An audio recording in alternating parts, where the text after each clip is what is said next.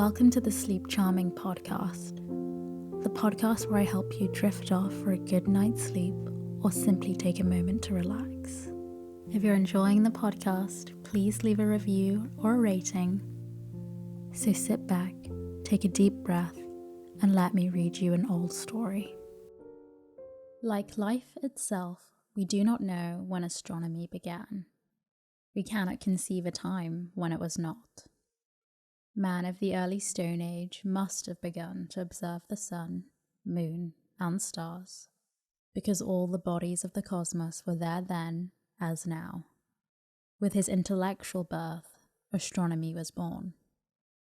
Onward through the childhood of the race, he began to think of the things he observed, to make crude records of times and seasons. The Chaldeans and Chinese began each their own system of astronomy. The causes of things and the reasons underlying phenomena began to attract attention, and astronomy was cultivated not for its own sake, but because of its practical utility in supplying the data necessary to accurate astrological prediction. Belief in astrology was universal.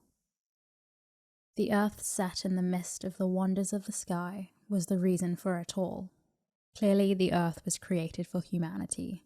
So too, the heavens were created for the edification of the race. All was subservient to man. Naturally, all was geocentric, or earth-centered. From the savage who could count only to 5, the digits of one hand, civilized man very slowly began to evolve. He noted the progress of the seasons. The old records of eclipses showed Thales, an early Greek, how to predict their happenings. And true science had its birth when man acquired the power to make forecasts that always came true. Few ancient philosophers were greater than Pythagoras, and his conception of the order of the heavens and the shape and motion of the earth was so near the truth that we sometimes wonder how they could have been rejected for 20 centuries.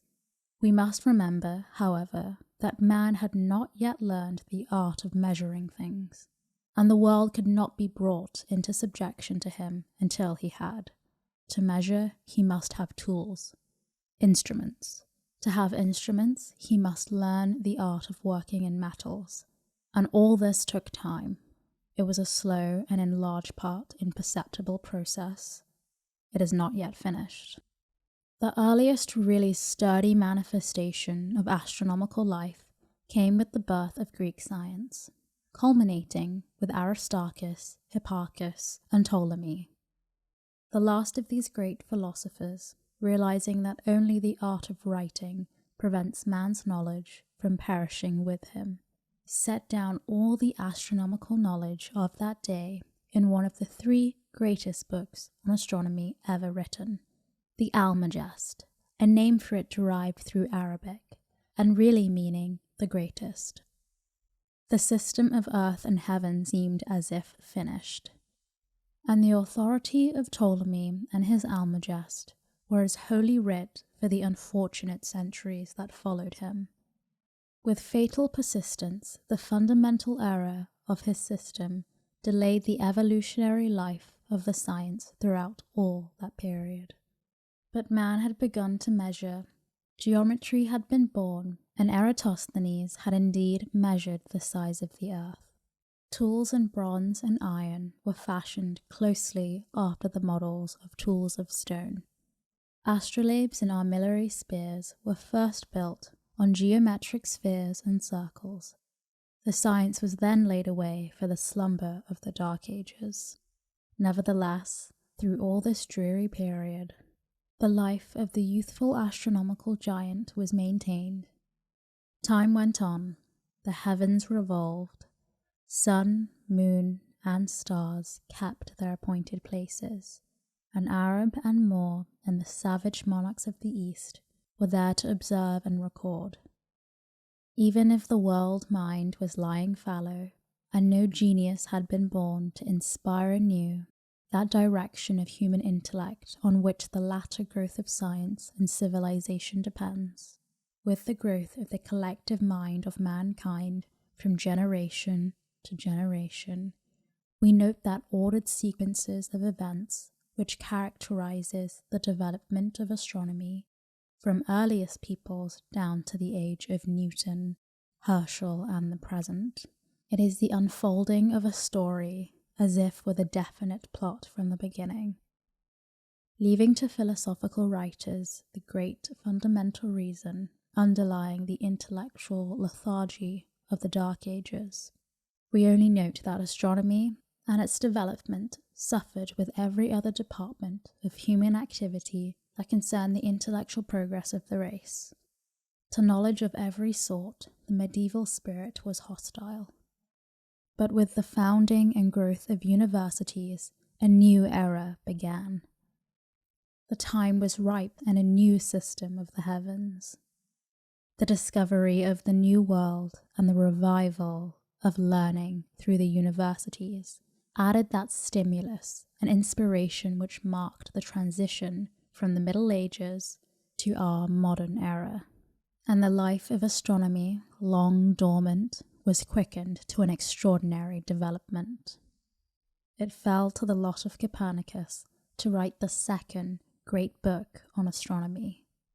But the new heliocentric or sun-centered system of Copernicus, while it was the true system, bidding fair to replace the false, could not be firmly established on the basis of accurate observation. How fortunate was the occurrence of the new star of 1572 that turned the keen intellect of Tycho Brahe towards the heavens. Without the observational labours of Tycho's lifetime, what would the mathematical genius of Kepler have availed in discovery of his laws of motion of the planets?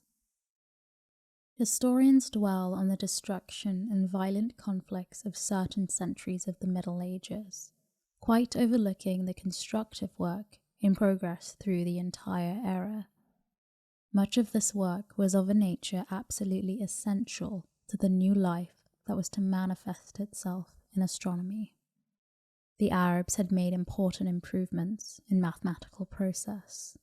European artisans had made great advances in the manufacture of glass and in the tools for working in metals.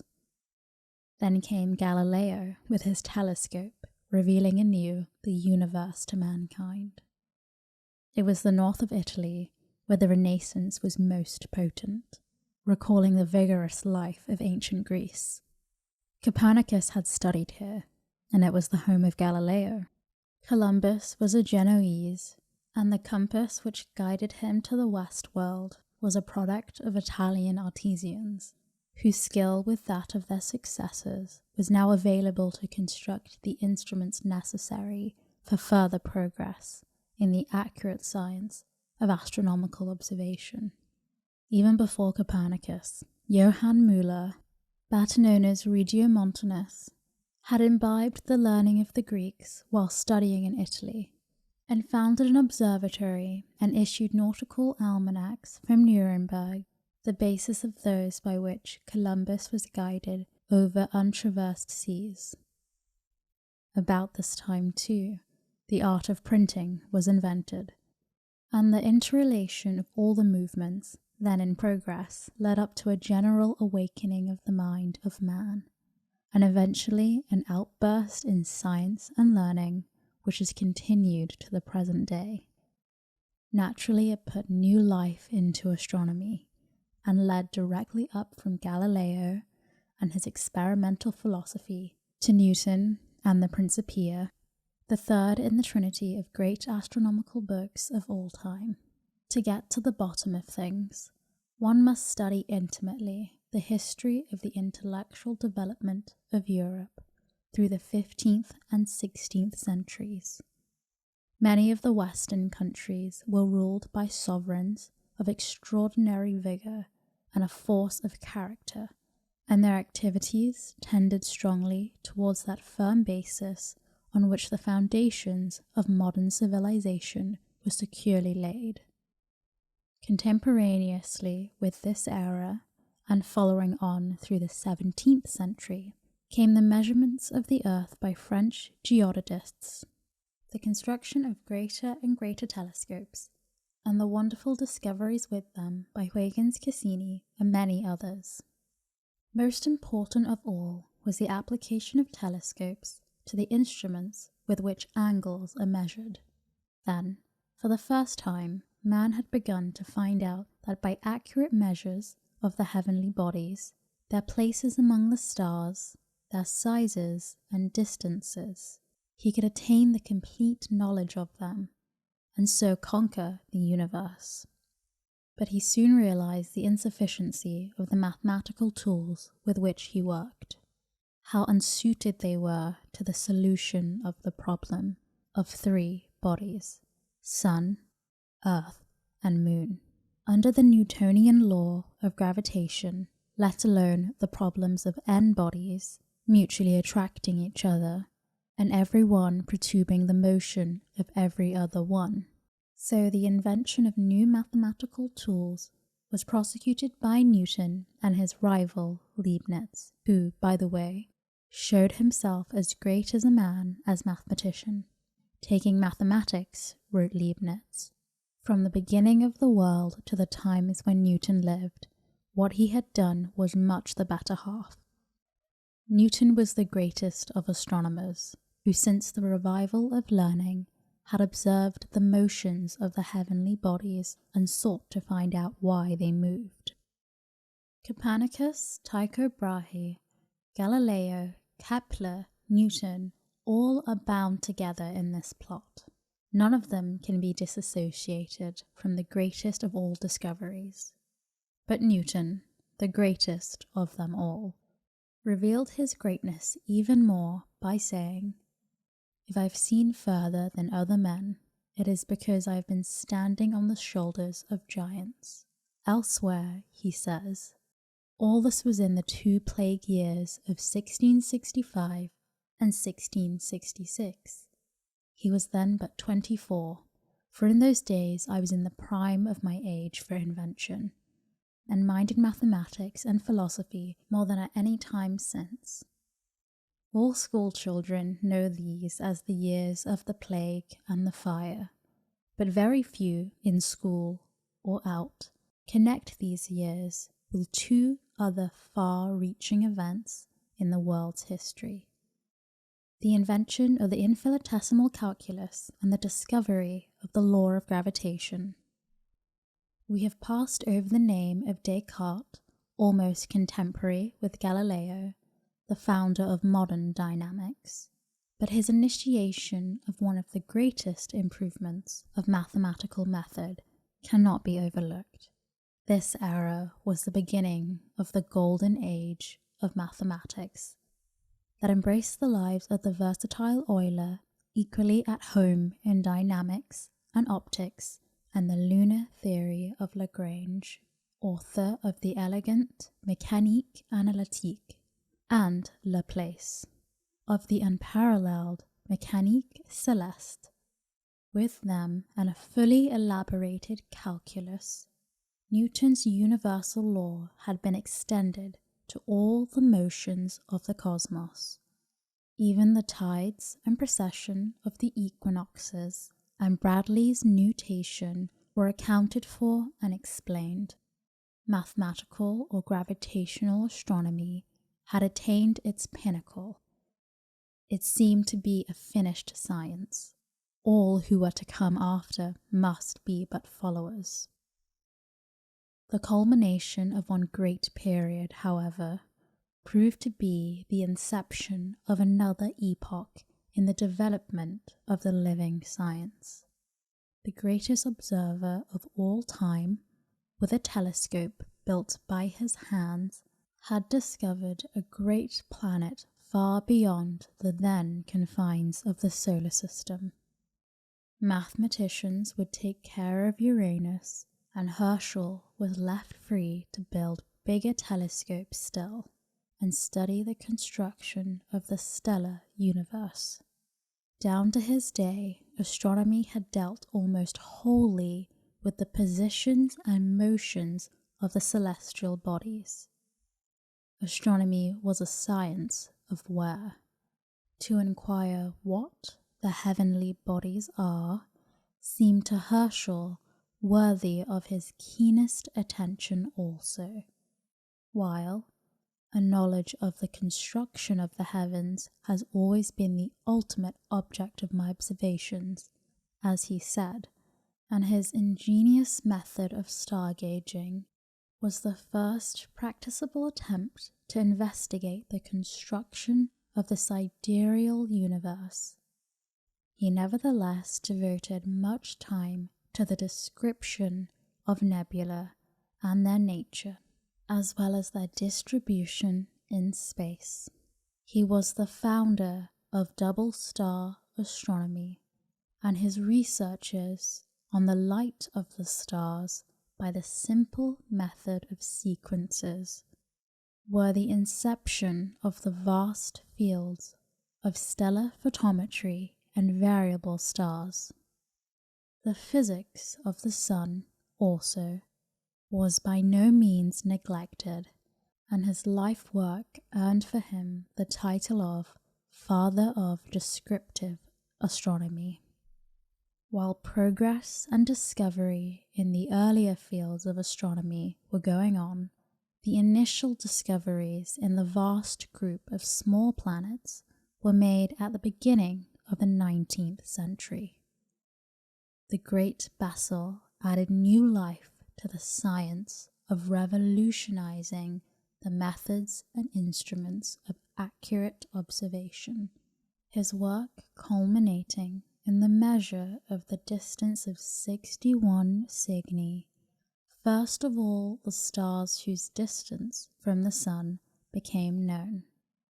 Wonderful as was this achievement, however, a greater marvel still was announced just before the middle of the century. A new planet far beyond Uranus, whose discovery was made as a direct result of mathematical researches by Adam and Leverrier, and affording an extraordinary verification of the great Newtonian law. These were the days of great discoveries, and about this time, and the giant of all the astronomical tools of the century was erected by Lord Rosse. The Leviathan reflector was a speculum 6 feet in diameter, which remained for more than half a century the greatest telescope in the world, and whose epochal discovery of spiral nebula has greater significance than we yet know or perhaps even summarize. The living science was now at the height of a vigorous development, when a revolutionary discovery was announced by Kirchhoff, which had been hanging fire nearly half a century, the half-century too which had witnessed the invention of photography, the steam engine, the railroad, and the telegraph. 3 simple laws by which the dark absorption lines of a spectrum are interpreted, and the physical and chemical constitution of the sun and stars ascertained, no matter what their distance from us. Huggins in England and Secchi in Italy were quick to apply the discovery to the stars, and Draper and Pickering, by masterly organization, have photographed and classified the spectra of many 100,000 stars of both hemispheres, a research of the highest importance, which has proved of unique service in studies of stellar movements and the structure of the universe by Eddington and Shapley, Campbell and Kapteyn, with which many others who are still engaged in pushing our knowledge far beyond the former confines of the universe. Few are the branches of astronomy that have not been modified by photography and the spectroscope. It has become a measuring tool for the first order of accuracy, measuring the speed of stars and nebula toward and from us, measuring the rotational speed of sun and planets, measuring the distances of whole classes of stars from the solar system, measuring afresh even the distance of the sun, the yardstick of our immediate universe, measuring the drift of the sun with his entire family of planets 12 miles every second in the direction of Alpha Lyra, and discovering and measuring the speed of binary suns too close together for our telescopes, and so making real the astronomy of the invisible. Impatient of the handicap of a turbulent atmosphere, the living science has sought out mountain tops and there erected telescopes greater than the Leviathan of the past century. There the sun in every detail of disk and spectrum is photographed by day, and stars with their spectra and nebula by night. Great streams of stars are discovered, and the speed and direction of their drift ascertained. The marvels of the spiral nebula are unfolded, their multitudinous forms portrayed and deciphered, and the distances of the still more wonderful clusters, far, inconceivably far beyond the Milky Way.